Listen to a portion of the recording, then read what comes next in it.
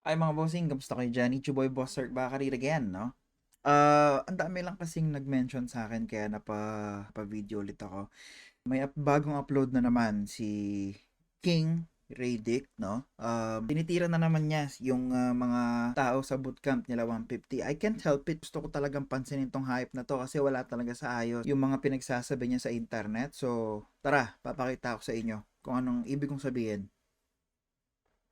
Itsura pa lang yan, nakakabwisit na eh. Nadala na naman si 150 sa paawa epic nito kaya parang nabudol na din si 150 parang ganun lang. Hindi para bigyan ng motor yung ganung tao, ha? Sabi sa iyo nasa loob yung kulo eh, 'di ba? Paano? Walang Like, reaction pero ngayon may reaction siya oh. Kahit second hand yung motor.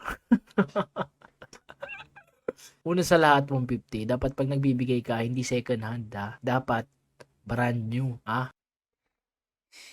sakit mo sa brain cells? Ina!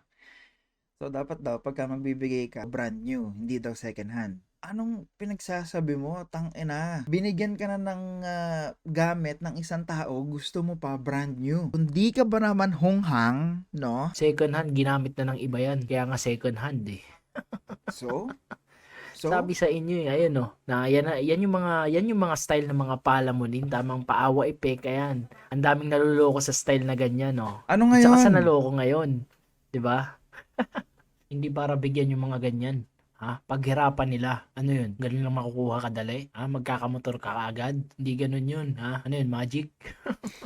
Shit. Paghirapan mo. Di, ayan oh, masaya ka naman kasi nabigyan ka. Ayan, ganyan kayo mga palamunin mahihirap.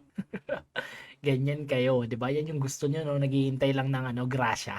No, kaya wala na kayong ginagawa. Tapos pag hindi kayo tinulungan, magagalit kayo. Ayos pala eh, no? Ayan, isa na namang palamunin na mahirap na gumana yung ginagawa niyang micro na paawa effect at ayun, si 150 na loko.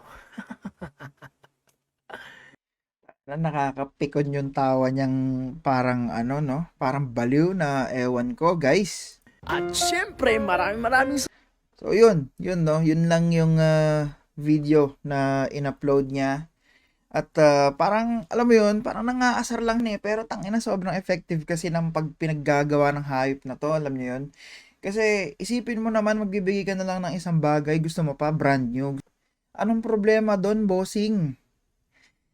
Ikaw na nga binibigyan, ikaw pa choosy. Alam mo yun, hindi ka importanteng tao. Kahit na ano pa yan.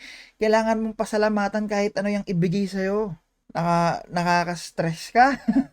Alam mo yun, kahit na hindi ako yung pinapatamaan mo doon, pakiramdam ko ako yung sinasabihan mo nun eh. Kasi nanggaling ako sa hirap. Hanggang ngayon naman eh, hirap pa rin naman ako eh. Parang kung wala talagang magsasabi sa'yo, wala kang pakialam eh. Wala kang pakialam sa mundo, wala kang pakialam sa nararamdaman ng mga tao. Basta kung ano lang yung naiisip mong sabihin, sasabihin mo. Apakakitid ng utak mo, Radic.